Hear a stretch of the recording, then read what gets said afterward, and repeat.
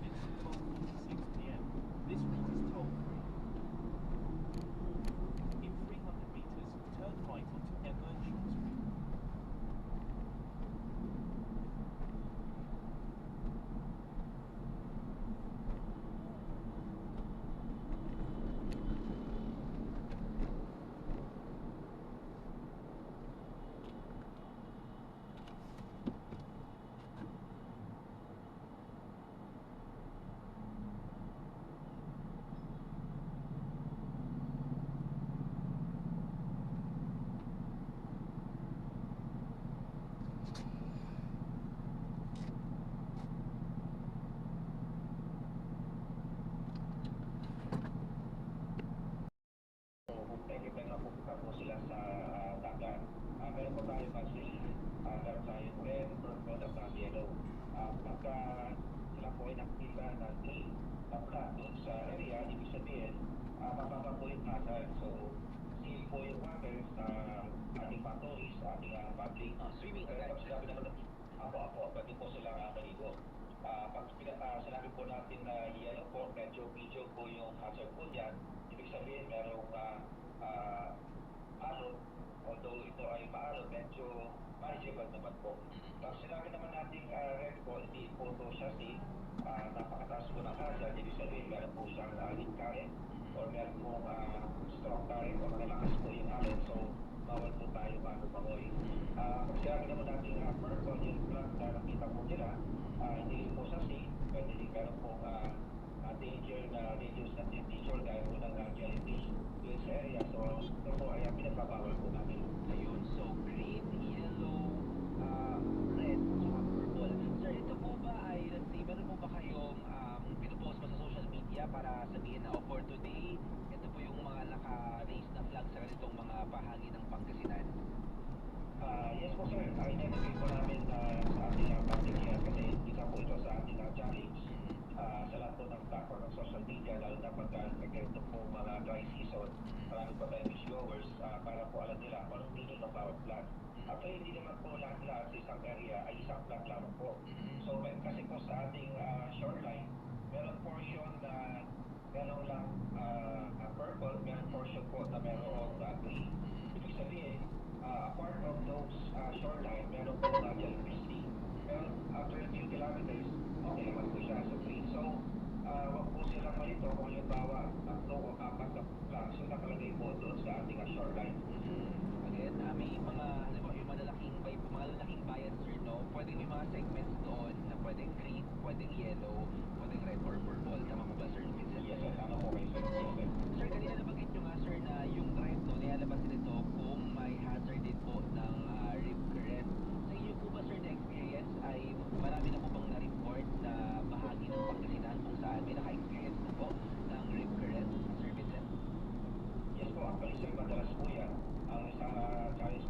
is kung ikaw ay untrained mahirap po nila respetan yung ating ring current. Although meron po tayong mga signs na ito ay nasa ito po ay ring current, mapapansin po nila yung waves na pupunta po sa shoreline sa gitna po ng Egan Gap, usually medyo foamy yung water or murky. So yun po yung ating tinatawag na ring current. Madalas po kapag yung ating mga bisita ay pupunta sa ating mga dagat para maligo, kasi hindi po nila na-distinguish yung ring current. So isa po yun sa ating binabantayan. Opo. Sir, apart from, syempre may flag na po tayo, no? Pero apart from the flag, kung may meron kayong mga lugar, sir, na identify na po na merong rip current, naglagay din po ba ang Provincial Disaster Office ng parang signage na parang warning, pwedeng magka-rip current sa lugar na ito? Meron na po bang ganong initiative? Yes po, sir. Actually, meron naman po tayo mga lifeguard po dyan na naka-duty everyday po yan. Usually pag ganito po mga long weekend, kami po ay nagbababa ng alert status. So from white tayo po ay nagiging blue alert status. Kinakascade po natin yan sa lahat po ng ating mga counterpart ng police and city disaster. Para lang po nilang may pinagsasabihan ka lang tapos nagagalit ka ka.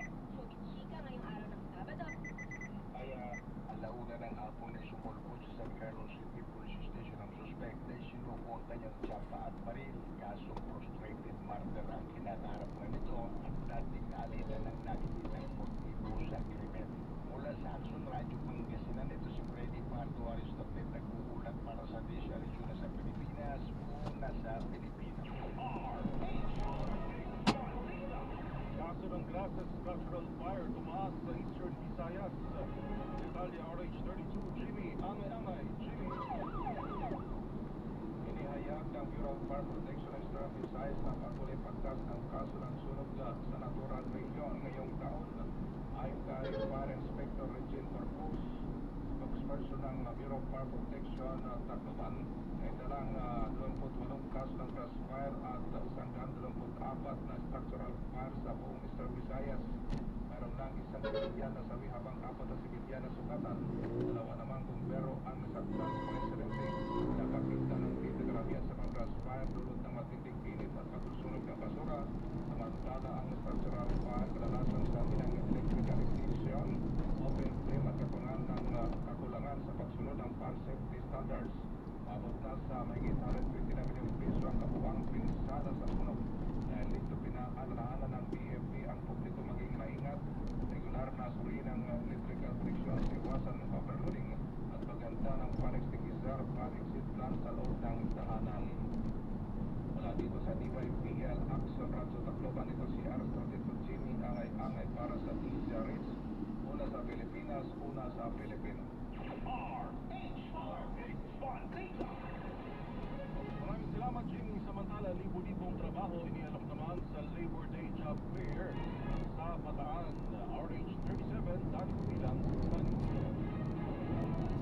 Bilang bahagi ng pagdiriwang ng araw ng Banwa kahapon, nagsagawa rin ang Provincial Employment Service Office Peso, Katuangan Department of Labor and Employment Dole ng Labor Day Job Fair 2026. Sa People Center, kahapon, nag-alok ang naturang job fair na libo-libong oportunidad na trabaho para sa mga mamamayan. Kasabay nito, isinagawa ang ribbon cutting para sa pagbubukas ng kadiwa ng Pangulo, mamamahagi ng tulong pinansyal sa mga benepisyo, tukal skill demonstration mula sa TESDA at pagtatag ng one-stop service center na nagbigay ng iba't ibang libre serbisyo para sa mga naghahanap ng trabaho. Ipinahayag din ang transpuso pasasalamat sa lahat ng mga kalahok at sa mga katuwang na aplikado at pagputiko ahensya na naging bahagi ng matagumpay na paghati sa mga oportunidad at serbisyo.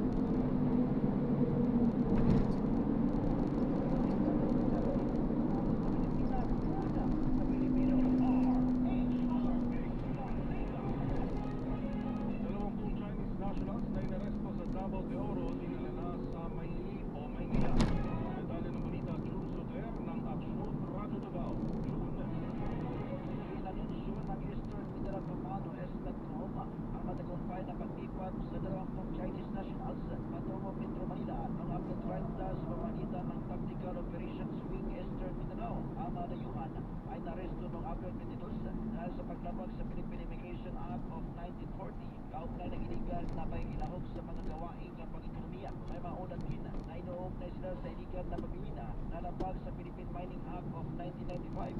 Ayon sa mga otoridad, tiniyak ang maayos, ligtas at aminadong transportasyon na mananakit mula sa Eastern Mindanao patungong National Capital Region. Pagdating sa Metro Manila, agad na inilan over ang mga ito sa mga tauhan ng Bureau of Immigration at nila sa BI Warden Facility para sa kaukulang proseso. Ito si Jun Suter para sa DZRH. Una sa Pilipinas, una sa Pilipino.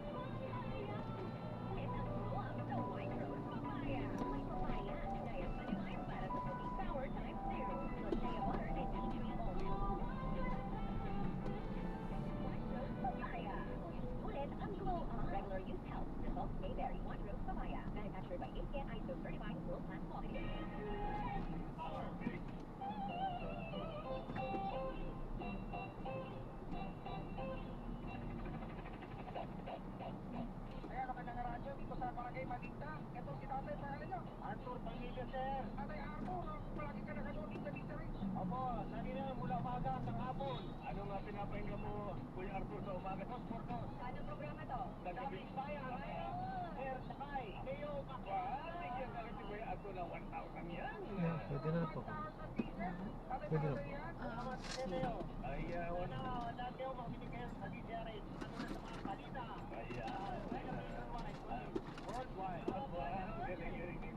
Kuya Arthur, ha? Pagka-absent ko, ikaw pumalit dito sa akin, ha?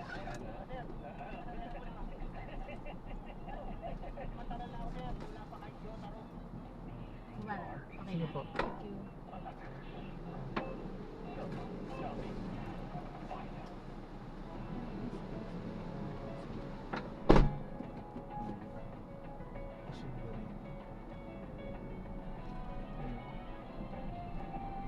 Congratulations kay Lakay Deo Makalma na pinarangalan ng Rotary Club Golden Wheel Awards 2026 bilang Best Media Practice. Yan, na-drop na natin silang brasa naman po sa pananood. Hanggang sa muli pa, ingat at God bless. Paano po muna pa, samantala tayo ay gagawa ng ibang video sa ating susunod na mission. Paano po?